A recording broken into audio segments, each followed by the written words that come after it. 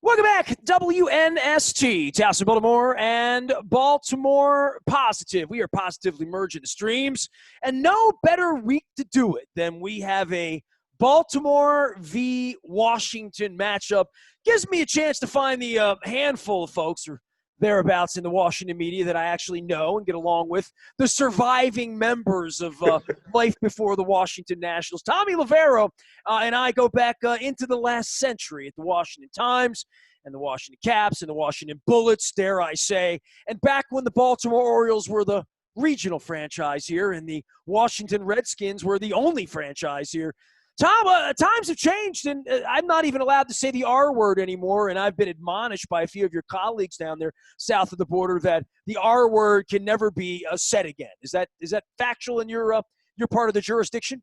Well, it's hard to keep saying Washington football team, and what's amazing is the owner in an interview with USA Today said they may keep that name, which is absolutely ridiculous, but par for the course for this franchise to go through the rest of life as the Washington football team, to remind everybody that they had to change the name in the first place. What's the real story here? I mean, I got some conjecture on all of these things, that what word they wanted to associate with Washington, that a squatter squatted on a bunch of the copyrights and the brands and the emblems and all that kind of stuff. What do you believe the truth to be, other than Daniel Snyder never wanted to change the name, right? Like that's pretty clear that he's been forced upon all this. But all that's coming out of the league office and all the transgressions, and not that it's anything cool doing the stuff he's done with cheerleaders or female employees, or even leaving vanilla ice cream on the desk of my pal Mike Nolan 2 decades ago for having a defense that was too vanilla. The genesis of all of this is what? FedEx, Goodell? Where was the pressure in that forced all of this? Well, the pressure is a dispute between his minority owners, led by Fred Smith, the FedEx guy, and Snyder. Now, reportedly, according to the New York Times, it started when Snyder did not pay dividends that were due to minority owners. I don't know if that's true or not. I think it's kind of unusual for minority owners to really expect dividends to get paid. That money usually winds up going back into the team. So I think most minority investors don't expect an annual dividend pay from the franchise. And so that's kind of unusual to begin with. But that's reportedly what it's usually a tax benefit. Thing. You get a piece of the rock when it sells off, right? And you get to play nice and sit in the front row and tell people you own part of it. Yeah, you get a good seat. You get a good seat in the box on Sunday. And you get to tell friends you own a piece of a football team. And what you do, though, is you do get a chance when a team does come open for sale. They have already vetted you. And if you're interested in buying in a franchise, you really are. I mean, David Tepper bought the Carolina Panthers. He was a 5% minority owner in the Pittsburgh Steelers before that. But that's supposedly at the gist of the whole thing. Why they still are called Washington football team, I'm not really sure. I'm always going to bank on Dan Snyder's ineptitude and dysfunction. And I find it hard to believe that, given all the trouble that the name has caused him over the years, that he didn't have a plan B ready to go in case it did come to this, and that he would have to be forced to change the name, and that he'd have a name all trademarked, all researched, all found out like that this is the one that people could live with. Or that the league wouldn't help him out with it, quite frankly, right? Like that the league hasn't interceded in some way to say, yeah, you own the Redskins, but we own the Shield, and your Delta Tau Chi name is Red Hawks, or whatever they would do, or say, here's the 5 names, Dan. We spent the $1.2 million to get all this done because it's too important to be dangling out in an offensive way to the world, right? Yeah, he should not have left it. He should not have been caught by surprise by something like this. He should have always had a plan B in place And I think that part of the problem is he's juggling so many lawyers and so many issues that it's remarkable. What's absolutely amazing is the name change in a matter of minutes became the secondary story with this franchise to the allegations of sexual harassment from now 41 women and counting, reported by the Washington Post, against people who have worked for Dan Snyder, and one in particular who has suggested Dan Snyder was part of that harassment. I mean, that has dwarfed everything. Well, and then there's the football on the field. Then there's the COVID. Then there's who's the quarterback. Then there's who's the coach and who's the coordinator, and the coach battling cancer. All of this that goes into this, I guess. But from my end, there's the Baltimore-Washington part of this, right? And you're a couple years older than me, Tommy. So I'll leave it at that. But I go back to the Washington Redskins being piped in here in the 80s and 90s, being sort of forced in. Jack Kent Cooke trying to build the stadium down in Laurel, and Governor Schaefer saying, I'm not going to give you any infrastructure, which begat the Ravens happening. But the whole road of Baltimore and Washington as these sports cities and as functioning cities and municipalities has really twisted over 3 decades in such an incredible way. And, when the Orioles and the Nationals get together, it's like, cousins or something. It's not like a rivalry. It's more like we're just buddy neighbors or something like that. Boy, the Redskin Raven Colt, the whole axis of all of that over 50 years going back is, pretty sordid tale, right, of football and how it all happens and how the baseball team allowed the St. Louis Browns, really over a whole century of Baltimore and Washington. Yeah, I mean, everyone in Baltimore knows the the story by heart about how Cook manipulated the what was it, the '93 expansion to take what should have been a Baltimore team and put it in Jacksonville. But it turns out, fortunately, he was only delaying the inevitable thanks to Art Modell. It didn't feel inevitable then, though, did it? No, it didn't. It didn't seem inevitable then. It's a lot of sordid bad feelings back and forth. And, there's a legendary story about the two owners here, Snyder and Steve Bisciotti. And I don't know if it's true or not, where Bisciotti had a party and Snyder was rude to him at the party, and Bisciotti kicked him out. I've heard that story from a long, long time ago. And then, there was a story about how when the Ravens came down, I guess for an exhibition game, down to what I call Ghost Town Field, FedEx Field, and they wouldn't let them park the team bus in the normal parking place. They made it park them far away. So there's this little petty stuff that goes on between the organizations. But the reality is, the Ravens, except for a bump in the road here and there, have been a model franchise. And the Washington football team has been the exact opposite. So as far as the fans are concerned, Washington fans just have to basically hide when Baltimore fans come to Washington to watch their Ravens play and take it, because they've got no comeback. There's going to be something really strange about sitting in that big old empty bowl 25 years later that was going to just pump so much money into the Redskins, and they were finally going to turn to that waiting list, the vaunted waiting list they had at RFK, and all of that stuff that went on 25 years ago.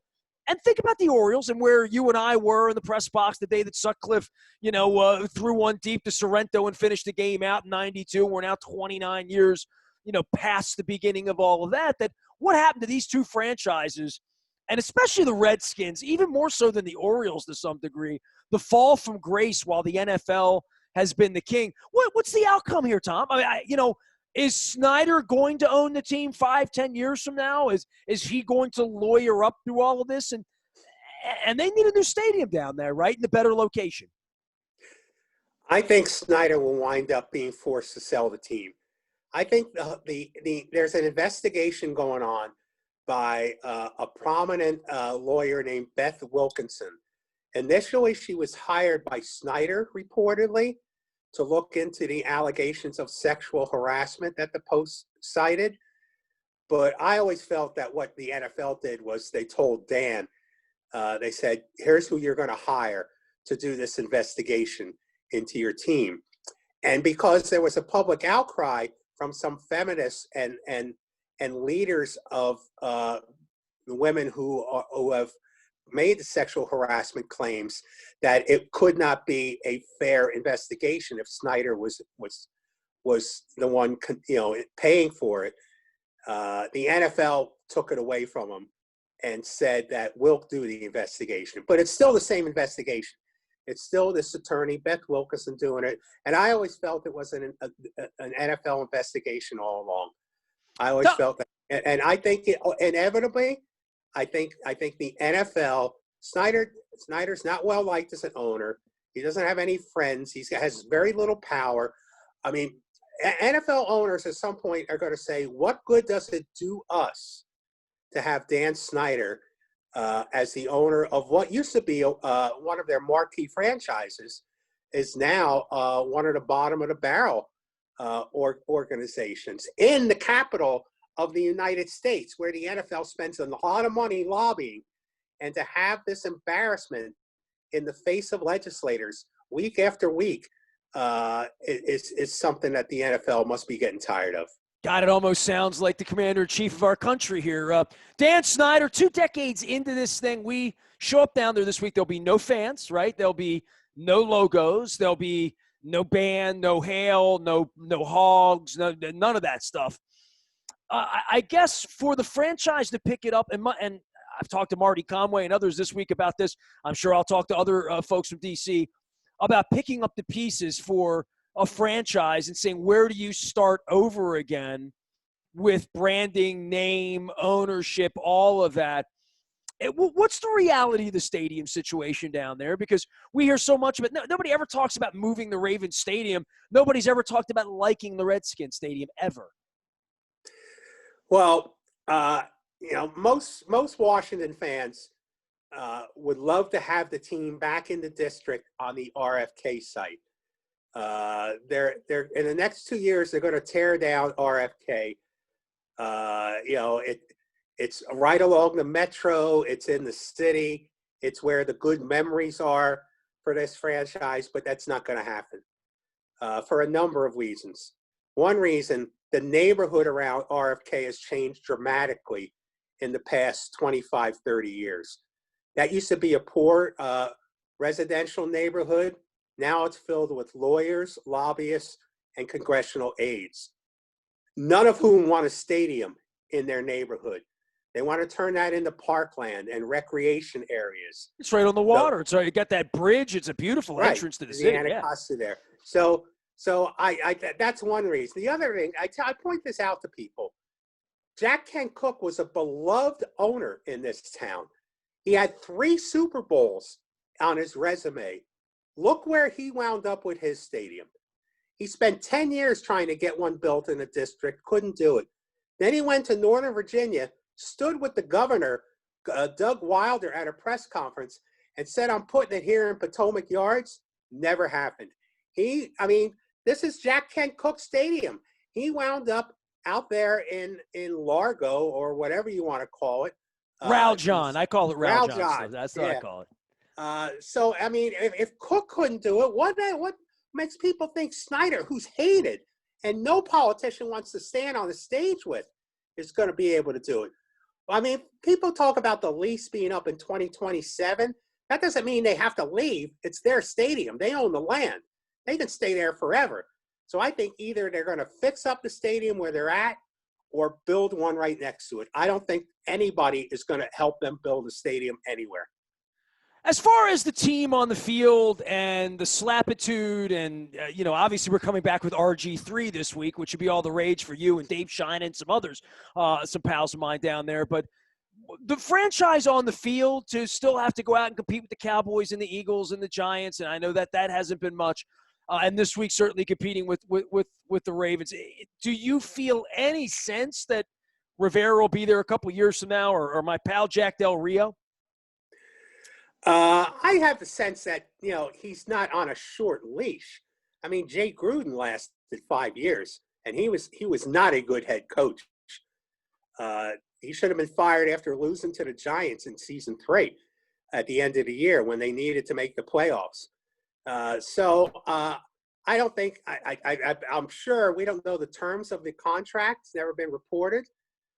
Jay Gruden was making $5 million a year. I'm betting Ron Rivera is making more than that. He probably has at least a 5-year deal.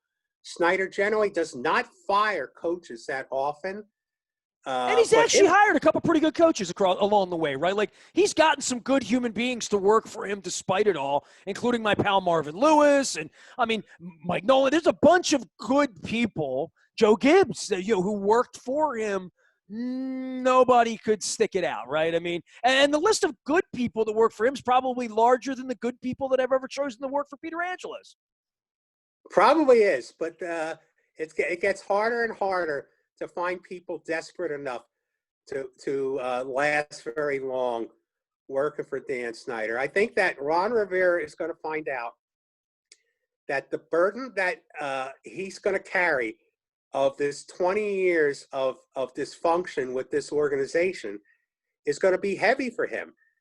Coaches and Barry Trotz, who's a good friend of ours, we love Barry, but he never got it until he finally did, where he say what happened before doesn't mean anything, to this group of players, but it means something to the fan base. And if it means something to the fans, ultimately it will trickle down into that locker room and mean something to you.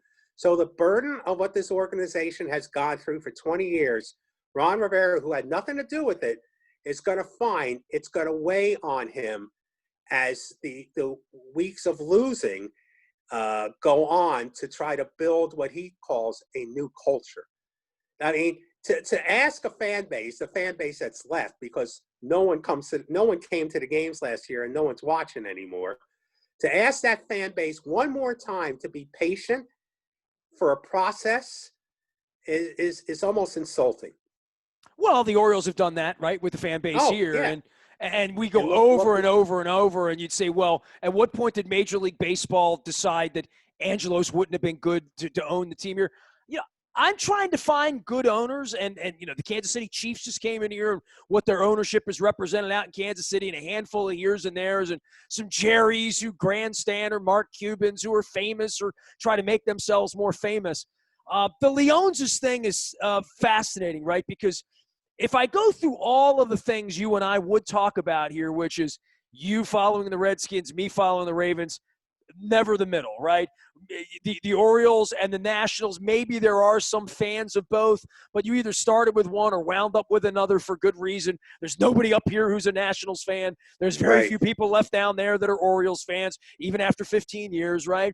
But the Capitals and the Bullets and the Wizards, they were something that Baltimore sort of wanted, and they put the TV up here, and they put some games up here once and again. And Leon just recruited me as the only Capitals fan north of Columbia to talk about the team over 40 years now.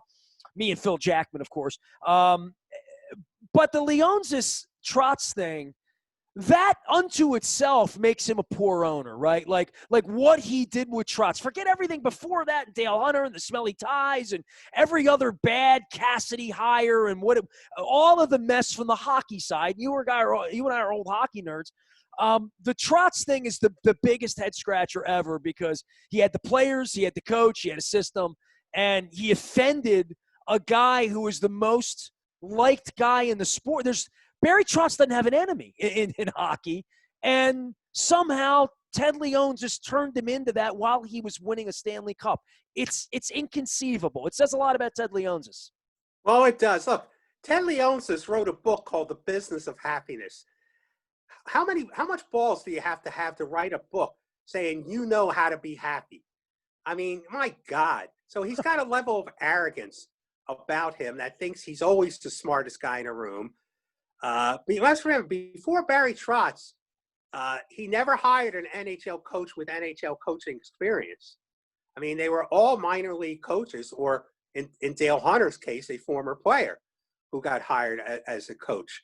Who was coaching? He was Who was finally coaching children, literally yeah. living with mom and Yes. dad families. Like little different than coming in and dealing with the Russian mafia, right? Like, Yeah. which is pretty much the connection to Ovechkin and Putin and everything that goes on in hockey. You're dealing with the Russian mafia. Yeah, but he finally was forced to hire a veteran in Trotz, some guy, somebody with NHL head coaching experience. And once he got his Stanley Cup, he went back to saying, no, how much do we really have to spend on a coach? I got an assistant coach right here who was pretty good helping Barry win the Stanley Cup. He can do this, and what it showed is there's a big difference between being the assistant coach and being the head coach, especially when it comes to playoff hockey. Thom Loverro joining us here, Washington Times. You can follow Tommy Love out on Twitter. I do. I'm Facebook friends. He is all over the place and still opining greatly, even though some of the interest may be down on the Washington football team. On the Baltimore Ravens football team on Monday night, certainly not the look. And I guess the Washington football team in the burgundy and gold might be the, just what the doctor ordered for the offense after Patrick Mahomes. But that was quite a root canal on Monday night that Andy Reid and Patrick Mahomes came in and just sort of cleared out all faith and hope that maybe we'll see them again in January and things would be different. That was not a real good look for the Ravens. They look like the second best team, don't they? Yeah, they did. I mean, that was a beatdown in every sense of the word. The score doesn't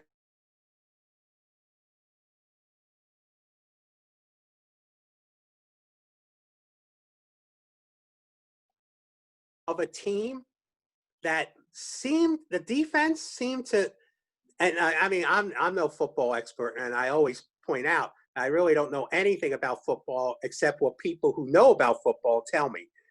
But sometimes you hear on the field a defense will say, we knew what was coming for one reason or another, whether they knew the signals for whatever reason. The Chiefs seemed to know what was coming, whether that's a predictable offense or whatever reason. That Chiefs defense just did not seem surprised at all by anything the Ravens did. I mean, at some point it seemed like, like Lamar really, in order to shake things up, might have taken the game further on his legs. Although I'm not sure how much good that would have done. I mean, Pat Mahomes, I've never seen, I go back to Johnny U, and Johnny U is one of my top two quarterbacks of all time. By the way, a story, Johnny Unitas almost played for the Redskins.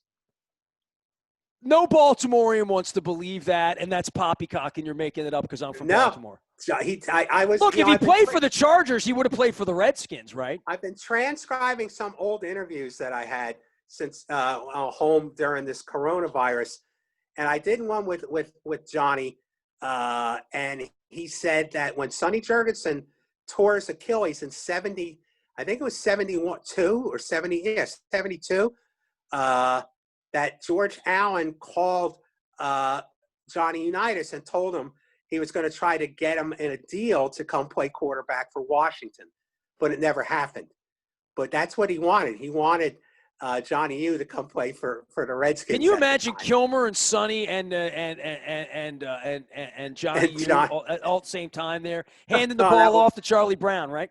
That would have been great. But Pat Mahomes isn't like any quarterback I've ever seen before. He's so composed and so full of anger. I mean, in a way, he's like Muhammad Ali as a boxer. Ali did things in a ring that nobody had ever seen a heavyweight do before. I don't think, and maybe I'm missing the guy, but I've never seen anybody as fluid and as unpredictable as Pat Mahomes is. Well, I mean, all the arm angles and the father pitcher and growing up in clubhouses and having some sort of zen about him. That I said, look, the bad news is I don't want the Ravens to lose. The good news is if they lose, maybe I get to go to Kansas City in January and have barbecue, Tom. So at least I got that going for me. And I guess fans will be there. Anything you want to say about the strangeness of COVID? I don't know how many empty ballparks you've been to. I know I had you on during the summer, and you said you hadn't done much. I went to my first ever empty stadium last week. I flew to Houston in the middle of a hurricane. You know the deal. I mean, hydroplaning up I-45 and staying at the courtyard and going to a stadium for nobody and sitting on the roof. Luke's done a bunch of them now through baseball and whatnot. This has been the damnedest thing I don't think any of us could have ever predicted. And the fact that sports is not by and large fully playing through it, other than missing a couple of basketball games and a couple of baseball games, they have now, I mean, Stanley Cup raised the trophy, the NBA's there, baseball's having their little 16-team tournament or whatever the hell it is at this point in Texas and out in California. But they're pulling through this to make money. Yeah, and that's the only reason. And no one, look, money's hard. Money's important right now for a lot of people. So I don't begrudge them doing that. I never took the baseball season seriously. It always seemed like an extended spring training. To me, at least the NBA and the NHL had nearly complete seasons before they started their playoffs. But I think football has a coronavirus issue right now as we speak, with the possibility of a couple of games being canceled this weekend. October is the key month. This is the key month. This is when people generally start getting sick from the flu. This is when a time where people are indoors more, begin to come indoors more. This is the time where the second surge is supposed to come. So everyone's taking a victory lap. October and November are really going to be the most difficult months I think we're going to go through with this virus, which, I mean, whether business is operating as usual or not, the numbers don't say we're any better off than we were 4 months ago. Well, that's where the country, and that's where I would say to everybody, wash your hands, wear your mask, and vote. I'm asking everyone to vote in our world. Tommy, I appreciate you. I wish we were together underneath the boughs of the Verizon Center or on the roof of the moon down there, above from the Naval Yards watching a game or something like that. But our time will come again, and, we'll have a milkshake and some media meal together someday. But it is great to visit with you. I'll visit with you a little bit more often. Always great when Baltimore and Washington get to Baltimore and Washington, to have a sports rivalry, we need to play games, right, that matter. And that's probably been the real problem, is for a kid like me, we could never beat Washington at anything, right, once the Colts left, right? And then there's this period of baseball that doesn't feel like it matters. So the rivalry between the two cities, I really want to hate Washington again. I do. Yeah, you want a rivalry between the Nationals and the Orioles? Put them in the same division. Well, we all know that, right? That will do it. Didn't help the Senators. Take care, Tommy. Good to have you on, man. All right, Nestor. Thanks for having me. Thom Loverro, Washington Times, cigars and bar stools and drinks and curveballs and all the things that he does. And I'm missing out on all the burgers and stuff he has at happy hour back during the day. You can catch him. He's doing podcasts, doing great stuff. Thom Loverro, 3 decades or thereabouts. He and I have been knowing each other from back in the days at Oriole Park at Camden Yards. Baltimore at Washington. And I can't say the R word. I am Nestor. We are WNST.net, AM 1570. Taos and Baltimore, merging the streams between WNST.net and the all-new Baltimore Positive.